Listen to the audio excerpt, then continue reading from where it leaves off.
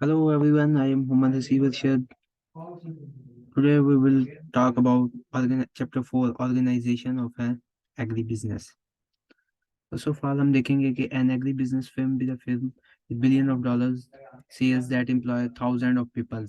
Firm basically profit business organization को कहते हैं जिसमें थाउजेंड ऑफ पीपल जो है एम्प्लॉयज वर्क कर रहे होते हैं और बिलियन ऑफ डॉलर्स की सेल हो सकती है। इसके अलावा ये एक इंडिविजुअल स्मॉल बिजनेस भी हो सकता है जिसमें एक इंडिविजुअल हो जो पार्ट टाइम जो है सीड सेल कर रहा हो।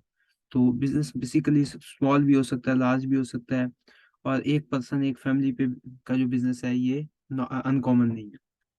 उसके बाद हम बात करेंगे forms of business organisation. Business organisation को बेसिकली 5 फॉर्म्स में हम डिवाइड करते हैं: सोल प्रोप्राइटरशिप और partnership, corporation, limited liability company, उसके बाद कोऑपरेटिव। अब नेक्स्ट हम देखेंगे factors influencing the business form, कि कौन से फैक्टर हैं जिन पे बेस करते हुए जो है बिजनेस जो है किस कैटेगरी में फॉल करता है। सबसे पहले हम ये देखेंगे कि किस टाइप का बिजनेस है, उसके अलावा उसके ऑनर्स कौन कितने हैं, उसकी ऑब्जेक्टिव्स क्या हैं और उसकी जो है फिलोसफीज क्या हैं। उसके अलावा हम उसका देखेंगे कि उस बिजनेस को स्टार्ट करने के लिए कितना कैपिटल जो है हमारे पास अवेलेबल है, उसकी टैक्स लाइबिलिटीज कितनी है, उसकी जो है ऑनर्स की पर्सनल इन्वॉल्वमेंट मैनेजमेंट में कितनी है, उनका होल्ड कितना है, कंट्रोल कितना है बिजनेस में। इसी तरह स्टेबिलिटी कंटिन्यूटी जो है ये फैक्टर्स बहुत अहम है इसमें। इसके अलावा हम देखेंगे कि वो प्राइवेट है और या पब्लिक डिस्क्लोजर में है। उसके अलावा उसके जो ऑनर्स हैं वो कितना रिस्क और लायबिलिटी जो है ले रहे हैं। उसके बाद सोल प्रोप्राइटरशिप, द ओल्ड ये जो है सबसे ओल्डेस्ट और सिंपलेस्ट फॉर्म है बिजनेस की। इसमें जो है किसी भी एक पर्सन या एक फैमिली के जो है ऑन होता है ये बिजनेस। इसको मोस्टली ये स्मॉल बिजनेस में आता है।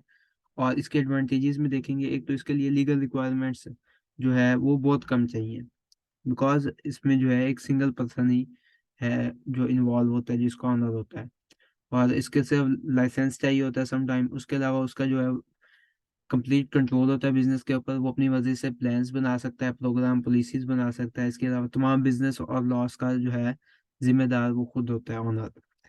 इसके अलावा इसकी कॉस्ट भी कम होती है। बिजनेस अफेयर्स जो हैं इसके वो कम्प्लीटली सीक्रेट होते हैं सिवाय जो है गवर्नमेंट डिपार्टमेंट्स के साथ। उसके अलावा इसके अंदर जो है जो इसका कैपिटल होता है वो उस अपने पर्सनल फंड में से देता है। जो पर्सनल एसेट है वही बिजनेस एसेट होते हैं, इसमें सेपरेटली नहीं होते। इसी तरह जो है इसमें वो जो ऑनर है वो जितना चाहे रिस्क ले सकता है अपनी लायबिलिटी पे। इसके अंदर कोई इनकम टैक्स हमें नहीं अदा करना पड़ता। The person who desires the lowest cost simplest most self directive, कोई भी पर्सन जो कम कीमत पे सिंपलेस्ट और सेल्फ डायरेक्टेड और प्राइवेट जो है वो फ्लेक्सिबल एग्री बिजनेस शुरू करना चाहता है तो वो सोल प्रॉपर्टीशिप को स्टार्ट कर सकता है।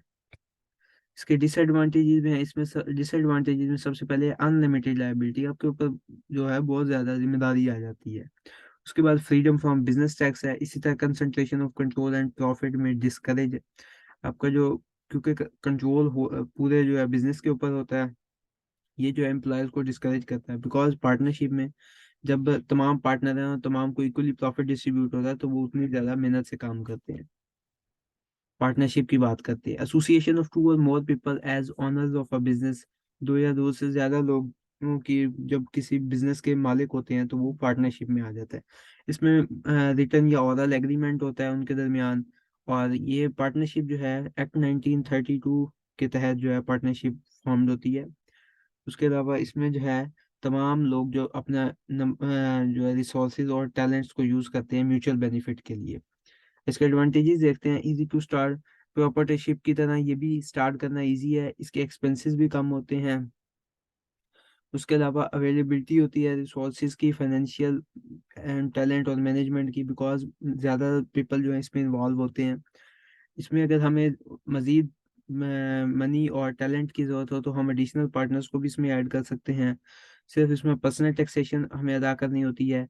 और पार्टनर्स के दरमियान जो है सब पार्टनर मिल के इसमें अंदर बिजनेस का डिसीजन लेते हैं और उसका कंट्रोल और मैनेज को रन करते हैं। तमाम रिस्पॉन्सिबिलिटी होती है शेयरिंग सबकी। पार्टनर जो है अपना जो है इंटरेस्ट वो सेल कर सकते हैं अपना हिस्सा किसी को, अगर दूसरे पार्टनर्स जो है एग्री हैं। डिसएडवांटेजेस देखते हैं। इसके डिसएडवांटेजेस में आ जाता है कि अनलिमिटेड लाइबिलिटी होती है इसके अंदर। हर जनरल पार्टनर के ऊपर जो है अनलिमिटेड लाइबिलिटी आ जाती है। उसके अलावा पार्टनरशिप जो है वो लिमिटेड नंबर तक हो सकती है कारपोरेशन की निस्बत, बिकॉज कारपोरेशन इससे भी ज्यादा बड़े बिजनेस को कहते हैं। तो इसके अंदर पार्टनरशिप एग्रीमेंट को जो है वो केयरफुली रिटर्न करते हैं ताकि बाद में कोई इशू ना हो। काइंड ऑफ पार्टनरशिप, इसमें एक जनरल पार्टनरशिप आ जाता है। जनरल पार्टनरशिप में बेसिकली हर पार्टनर के पास इक्वल राइट्स होते हैं। उसके पास जनरल पार्टनर बेसिकली हर पार्टनर तमाम पार्टनर्स के पास इक्वल राइट्स होते हैं। कोई भी एक पार्टनर जो है अगर उसके जो है रिसोर्सेज खत्म हो गए तो बाकी पार्टनर्स जो हैं उसको बिजनेस को रन करते हैं और जो रिमेनिंग डेब्ट है उसके जिम्मेदार होते हैं। इसके अंदर जो है हर पार्टनर जो है वो पार्टनरशिप तमाम उनके जो है एक कोई एक पार्टनर जो है फैसला नहीं कर सकता, बिकॉज जनरल पार्टनरशिप में सब पार्टनर्स इक्वली जो है जिम्मेदार होते हैं तमाम जो उनके काम हो रहे हैं बिजनेस में।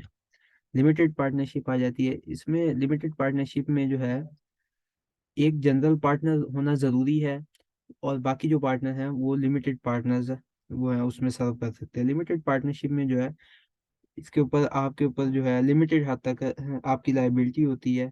ये मोस्टली डिपेंड करता है आपकी मनी पे, ऑनरशिप में जो आपने इन्वेस्टमेंट की हुई है उसके हिसाब से आपको जो है पार्टनरशिप की लाइबिलिटी मिलती है।